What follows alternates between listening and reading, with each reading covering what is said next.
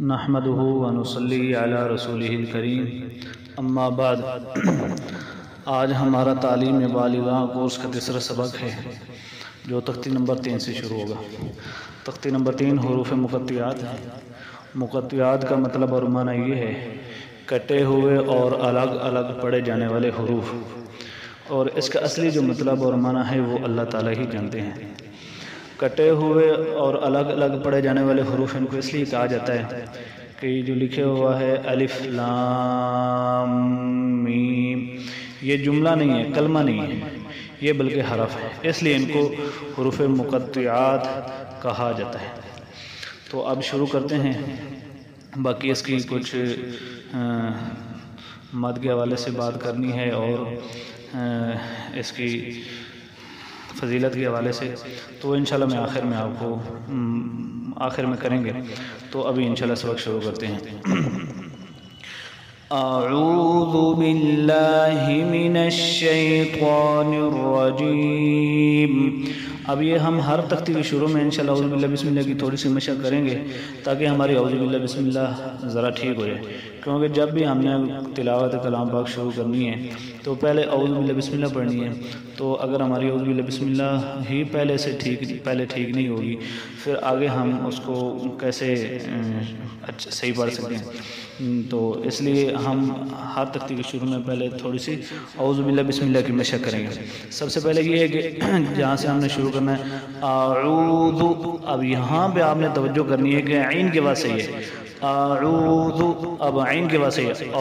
اور ایک اور غلطی اکثر ہوتی ہے اعوذ پڑھتے ہیں، یہ حمزہ کو شروع میں لمبا کر دیتے ہیں، حالانکہ حمزہ کو لمبا نہیں کرنا، حرکت ہے اوپر، حرکت کو لمبا نہیں کیا جاتا، زبر ہے، زبر کو لمبا نہیں کیا جاتا، تو حمزہ کو لمبا نہیں کرنا۔ اس کے بعد عین ہے، عین کے بعد صاف ہے، آگے ذال کھڑی ہے، نرم حرف ہے، اس کو نرمی سے پڑھنا ہے، نرم حرف ہے ذال، اس کو نرمی سے پڑھنا ہے، اس کو زا نہیں پڑھنا۔ تو کیسے پڑھیں گے؟ اعوذ اعوذ اعوذ، آگے باللہ، ہا ہے، ہا کی بڑی ہا ہے، اس کے بعد صحیح ہے، من الشیطان، تو موٹا کر کے الرجیم۔ کچھ ساتھی ایسے پڑھتے ہیں جیم، یہ ٹھیک نہیں ہے، بلکہ کیا پڑھنا ہے جیم۔ اس کے بعد بسم اللہ، یہ کل بھی میں نے بتایا تھا، کچھ ایسے پڑھ دیتے ہیں بسم اللہ یا بسم اللہ، لمبا کر دیتے ہیں، یہ نہیں کرنا۔ بسم اللہ الرحمن، ہاں بڑی اس کی صحیح آواز ہے، اگر آپ موٹا کرنا ہے را کے بعد آگے ہا ہے، یہ چھوٹی والی، اس کی بھی آواز صحیح ہے، الرحمن الرحیم۔ کچھ ایسے پڑھتے ہیں نر، ایسے نہیں بلکہ را موٹا کریں گے، آگے ہا کی آواز سے الرحیم۔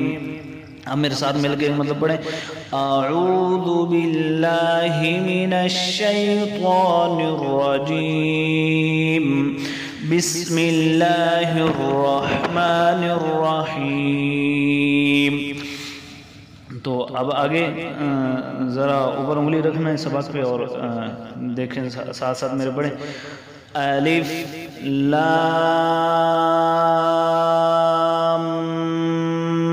میم۔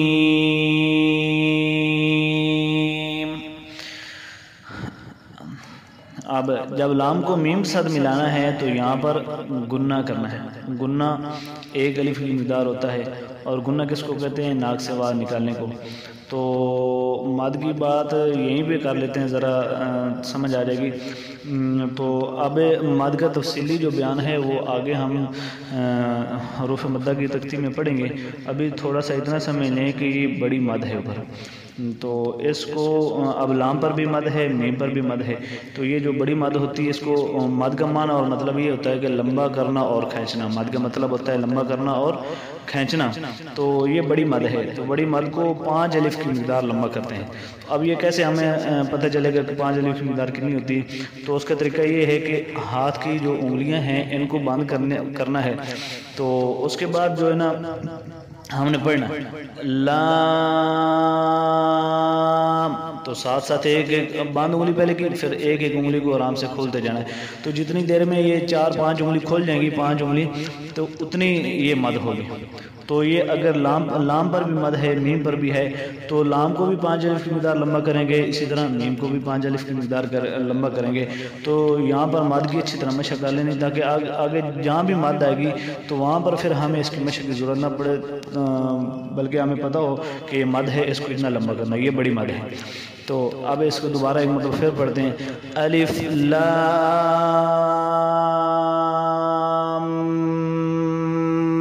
میم.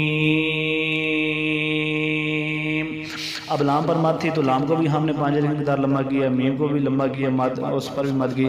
تو لام کو جب میم کے ساتھ ملایا ہے تو یہاں پر گننا ہے، تو گننا کو 1 الف کی مقدار لمبا کرنا ہے. جیسے میں نے آپ کو پہلے بتایا، گننا کہتے ہیں ناک سے آواز نکالنے کو، اور گننا کتنا کرنا ہوتا ہے، وہ 1 الف کی مقدار. وہ بھی اسی طرح کہ ایک انگلی کو بند کریں تو اس کو پھر آرام سے کھولیں، جتنی دیر میں وہ انگلی کھل جائے گی اتنا اس کو گننا کرنا ہے. اب آگے الف لام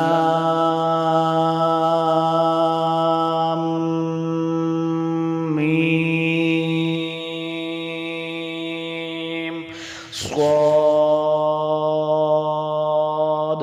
اب سواد کون سے حروف سے ہے آپ کو یاد ہوگا، سواد موٹے حروف سے، تو اس کو موٹا کریں گے. اسی طرح آگے اب دیکھیں آگے والا جو حرف ہے یہ لام پر مد ہے، اس پر لام پر تو ہم مد کریں گے، لیکن را پر کھڑی زبر ہے. کھڑی زبر کو کتنا لمبا کرنا ہے، کھڑی زبر کو 1 الف کی مقدار لمبا کرنا ہے. تو را کو ہم 1 الف کی مقدار لمبا کریں گے. اب دیکھیں الف لام را، اور را کو موٹا بھی کریں گے. اب آگے لام پر بھی مد ہے، میم پر بھی ہے. لام کو جب میم کے ساتھ ملائیں گے تو یہاں پر گنہ کرنا ہے، اور را پر کھڑی زبر کھڑی، اس کو 1 الف مقدار لمبا کرنا ہے، اور را کو موٹا بھی کریں گے. الف لام میم را. اسی طرح آگے کاف پر کھڑی، کاف پر مد ہے، ہا اور یا پر کھڑی زبر ہے. عین اور صاد پر بھی مد ہے، تو کاف پر ہم مد کریں گے. عین اور یا، ہا اور یا پر کھڑی زبر ہے، تو ان کو 1 الف کی مقدار لمبا کریں گے. اب دیکھیں کاف ہا یا عین صاد. اب ایک اور بات ذہن میں رکھیں کہ پہلی بات تو یہ کہ کوشش کریں ایک ہی سانس میں پورے یہ جو ہے نا ان کو پڑھنے کی حرفوں کو. اگر سانس پورا نہیں ہو رہا کوشش کرنے کے باوجود، تو پھر اگر سانس ٹوٹ بھی جائے تو خیر ہے، لیکن جو مد ہے وہ پوری کرنی ہے، اس میں کمی نہ آئے. تو اب یہاں پر ہا اور یا پر کھڑی زبر ہے، کیسے پڑھیں گے؟ ہا یا، ہا یا 1 الف مقدار. کاف مد ہوگی. اب آگے ہا اور یا پر کیا ہے، کھڑی زبر ہے، تو وہ 1 الف مقدار لمبا ہوگی. کیسے؟ ہا یا. اس کے بعد عین ہے، عین پر بھی مد ہے، صاد پر بھی مد ہے، تو ان پر پوری مد کریں گے، اور صاد موٹے روپ سے اس کو موٹا کریں. عین کو پہلے پورا پڑھ کے اس کے بعد آگے صاد پڑھیں گے. ایسے نہیں کرنا کہ عین ابھی تک پورا نہیں ہوا تو صاد پڑھنا. کیسے ہوتا ہے؟ عین پورا پڑھ کے اس کے بعد آگے سوال پڑھیں. آگے توا اور ہا دونوں پہ کھڑی زبر ہے. توا موٹا حرف ہے، موٹا بھی کریں گے، اور ان پر کھڑی زبر ہے، ان کو 1 الف مقدار لمبا کریں گے. توا ہا اور ہا بڑی. اسی طرح آگے توا پر کھڑی زبر، سین اور میم پر مد ہے، تو توا کو 1 الف مقدار لمبا کریں گے. تو سین کو جب میم کے ساتھ ملانا ہے تو یہاں پر گنہ کرنا ہے. تو کیسے پڑھیں گے؟ توا موٹا حرف موٹا کر کے توا سین میم. اسی طرح آگے توا پر کھڑی زبر اور سین پر مد ہے. توا اور موٹا حرف بھی ہے تو توا کو موٹا کر کے بنیں گے. توا کو 1 الف مقدار لمبا کریں گے کیونکہ کھڑی زبر ہے. توا سین. اسی طرح آگے یا پر کھڑی زبر ہے اور سین پر مد ہے. یاسین. اب سمجھ تو آ گئی ہوگی کہ کھڑی زبر کو کتنا لمبا کرنا ہے، 1 الف کی مقدار، اور جو مد ہے یہ بڑی مد ہے اس کو کتنا لمبا کریں گے، 5 الف کی مقدار۔ باقی اس کی جو تفصیل ہے مد کے حوالے سے وہ انشاءاللہ ہم حروف مدہ کی تختی میں جب جائیں گے تو اس میں انشاءاللہ ہم کچھ جو ہے نا پڑھیں گے۔ آگے صاد ہے، یہ ایک ہی حرف اکیلا ہے تو اس کے اوپر مد ہے اور موٹا ہے صاد، تو اس کو موٹا بھی کریں گے، اور مد ہے تو اس کو 5 الف کی مقدار لمبا کریں گے، صاد، اور یہ سیٹی والا حرف بھی اور موٹا بھی، تو شروع میں سیٹی کے بعد بھی ہے۔ آگے حامیم، ہا پر کھڑی زبر 1 الف کی مقدار لمبا کیا، اور میم پر مد ہے تو 5 الف کی مقدار لمبا کیا۔ آگے ہا پر کھڑی زبر ہے اور میم پر مد ہے، عین پر مد ہے، سین پر مد ہے، قاف پر مد ہے، تو جن پر مد ہے ان کو 5 الف کی مقدار کھینچیں گے، جن پر کھڑی زبر ہے اس کو 1 الف کی مقدار۔ آگے کیسے ہوگا، حامیم عین سین قاف، ایک حرف کو پہلے مکمل کر کے تو اس کے بعد اگلا حرف پڑھیں گے، ایک حرف پہلے پورا پڑھیں گے اس پر ماد بھی پوری ہو اور حرف کی ادائیگی بھی ٹھیک ہو تو اس کے بعد اگلا حرف پڑھیں گے۔ عین پورا پڑھیں گے، اس کے بعد آگے سین پڑھیں گے، سین، اس کے بعد قاف پڑھیں گے۔ تو اس طریقے سے ایک حرف کو پہلے اچھے طریقے سے پورا کر کے اس کے بعد کوشش یہی کرنی ہے کہ ایک سانس میں ہو جائے، اگر نہیں ہو رہا تو پھر یہ اس کی چیز کا خیال رکھنا ہے کہ حرف کی ادائیگی ٹھیک ہو اور مد پوری ہو، تو پھر سانس ٹوٹ بھی جائے تو کوئی اتنا حرج نہیں ہے، لیکن حرف سے ادا ہو اور اس پر جو مد ہے وہ ٹھیک ہو۔ آگے قاف، موٹا حرف ہے، موٹا کریں گے، نون،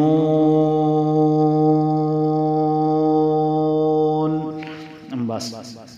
تو اب جو ایک اور بات ہے وہ یہ ہے کہ یہ جو حروف ہیں کتابوں میں آتا ہے کہ یہ بڑے جو ہے نا موجب برکت ہے، تو جو بندہ ان کو صبح صبح صرف دیکھ ہی لیتا ہے نا تو اللہ پاک اس کے سارے دن کے کاموں میں اللہ پاک برکت ڈال دیتے ہیں، تو یہ موجب برکت ہیں، تو ان کو زبانی یاد کر لینا تو بہت اچھی بات ہے، تو اس کو ساتھی کوشش کریں کہ زبانی یاد کر لیں۔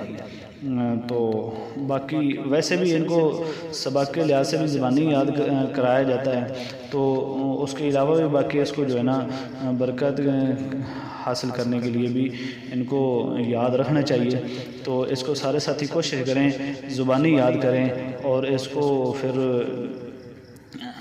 کوشش کریں انشاءاللہ زبانی یاد کرنے کی۔ اللہ پاک آسانی والا معاملہ فرمائے۔